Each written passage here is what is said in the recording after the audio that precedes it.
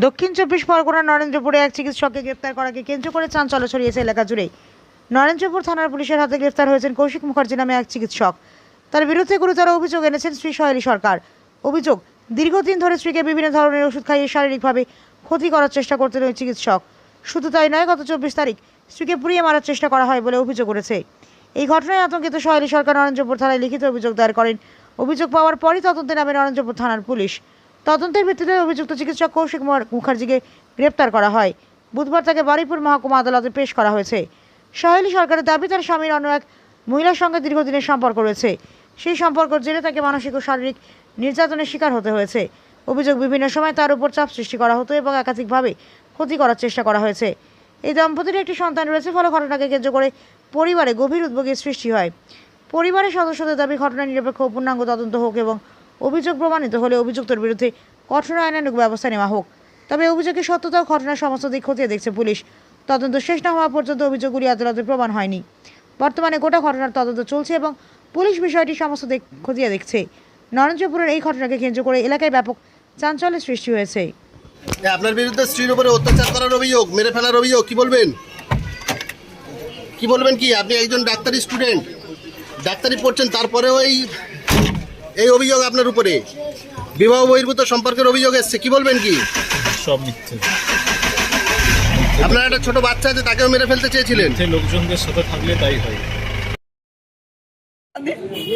আমার মেয়ে রোজ কেঁদেছিল। আজকে ওরা বলছে যে পরে আসছে, ও চেয়েছিল, ঠিক আছে যা হয়েছে মিটমাট করে জানি এখানে আমরা একসঙ্গে আবার সংসার করি, যাতে বাচ্চাটার মুখে দিয়ে থাকি। কিন্তু ও করলো না, বলে না রিপোর্ট দিতেই হবে। আর ওর সঙ্গে যে মেয়ের আছে, অন্য মেয়ের আছে, আমরা প্রমাণও দিতে পারবো যে অন্য মহিলার সঙ্গে আছে। একটা লোক মিথ্যা হতে বলতে পারে না, অনেক লোক বলেছে, অনেক জন। কৌশিক মুখার্জি আমার হাজব্যান্ড। উনি SSKM এর গ্যাস্ট্রো ডিপার্টমেন্টে পড়াশোনা করতো।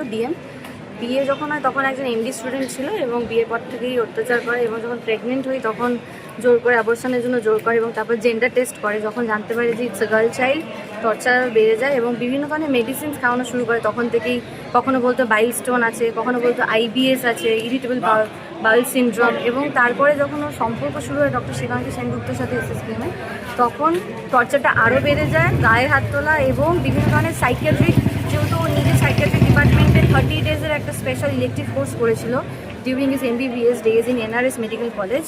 তো সেই নলেজটা ইউজ করে ডক্টরের সাথে কথা বলে he didn't let me to talk anything and বিভিন্ন ধরনের মেডিসিনস দিতে শুরু করে, যাতে আমার পুরোপুরিভাবে মানসিক সন্তুলন হারিয়ে যায় এবং he can go for a divorce on that ground. And his family also ইনস্টিগেটেড him and help him in this entire crime. কি চাইছেন এখন? আমি চাই ও দৃষ্টান্তমূলক শাস্তি হোক, যাতে অ্যাটলিস্ট আমার একটা ছোটো বাচ্চা আছে 4.5 বছরে, তার খোঁজও একদিনও নেই লাস্ট 6 মান্থসে যে সে কী করছে, সে কীভাবে আছে। তো শাস্তি হোক। একটা বাচ্চাকে যদি সে মেরে ফেলতে চায় এবং বাচ্চা হওয়ার পরও যদি তাকে অস্বীকার করতে পারে 4.5 বছর পরও, তাহলে তার থেকে বড় ইনহিউম্যান কেউ হতে পারে না। কেন এরকম ব্যবহার কেন করেছিল? কারণ ও যেভাবে ও চেয়েছিল যে আমার বাবার টাকা পয়সার জন্যই আমার সাথে ছিল। 12 বছর 13 বছর যখন হয়ে গেল ওর পড়াশোনা, তারপর দেখলো যে ও অলরেডি একটা জায়গায় পজিশনে পৌঁছে গেছে, তো আর ওটা দরকার নেই। এবার ও জানে যে আমি এবার ডক্টর হয়ে গেছি, আমি আরেকজন ডক্টরের সঙ্গে আবার নিউ রিলেশনশিপে চলে যাব এবং নিজের লাইফটাকে মুভ অন করবো। এবং এর মাঝখানে ও ইভেন বিদেশে যাওয়ারও ট্রাই করেছিল, ইলোপ করে যাওয়ার। অন্য কোনো কারোর সাথে সম্পর্ক ছিল? মূলত বিবাহ বহির্ভূত সম্পর্কের জেরেই সম্পর্ক ছিল, তার জেরেই টর্চারটা আরও বেড়ে যায়। এবং এর আগেও অনেকজনের সঙ্গে এরকমভাবে মাঝে সাঝেই সম্পর্ক ছিল, কখনো কারোর সঙ্গে বেরোতো, ঘুরতো, চ্যাট করতো, সেগুলো নিয়ে অশান্তি থাকতো এবং এটা যখন পার্মানেন্ট হয় তখন টর্চারটা বেড়ে যায়। আপনার নাম? আমার নাম সহেলী সরকার। গোসাবা থেকে গড়িয়াহাট, বাসন্তী থেকে বউবাজার, এত কম মজুরিতে সোনার গয়না পাবেন না কোথাও আর।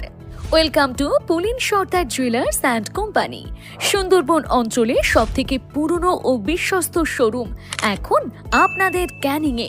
বিশ্বস্ততার আর এক নাম পুলিন সর্দার জুয়েলার্স। অ্যাড্রেস ক্যানিং পুরাতন বাজার, ক্যানিং সাউথ 24 পরগনাস 743329।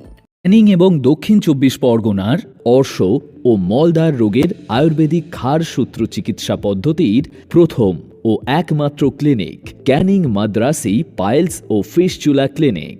যেখানে 1980 সাল থেকে স্বর্গীয় ডক্টর SK রাওয়ের তত্ত্বাবধানে হাজার হাজার মানুষ সম্পূর্ণ সুস্থ হয়ে উঠেছেন। বর্তমান চিকিৎসক ডক্টর BS রাওয়ের দক্ষ পরিচালনায় আমাদের এই প্রতিষ্ঠান 5 দশকের সেই সুনাম ধরে রেখে এগিয়ে চলেছে। ফিশার, পাইলস, ফিস্চুলা ইত্যাদি যে কোনো জটিল মলদার রোগ থেকে নিষ্কৃতি পাওয়ার জন্য এখনই এই নম্বরে যোগাযোগ করুন 9883518886। ঠিকানা ক্যানিং সঞ্জয়পল্লী, দক্ষিণ 24 পরগনা, বন্ধুমহল ক্লাবের বিপরীতে।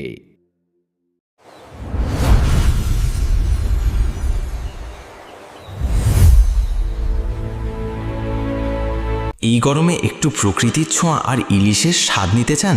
তাহলে চলে আসুন সুন্দরবন ইলিশ উৎসব 2026-এ। পরিচালনায় দৃষ্টি ট্রাভেলস, ক্যানিং, দক্ষিণ 24 পরগনা। 2 রাত্রি ও 3 দিনের এই জমজমাট ভ্রমণে থাকছে সুন্দরবনের মনোমুগ্ধকর প্রাকৃতিক সৌন্দর্য আর নদীর বুকে ইলিশের রকমারি পদের অসাধারণ আয়োজন। দুপুরে ইলিশ আর রাতে থাকছে সুস্বাদু মাটন ও চিকেন।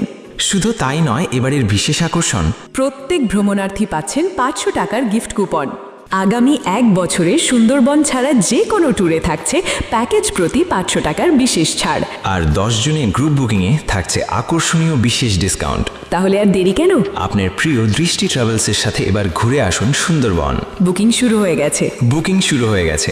যোগাযোগ করুন এখনই 0707607243 7507843 073। দৃষ্টি ট্রাভেলস, ভ্রমণের আনন্দ আপনাদের সাথে।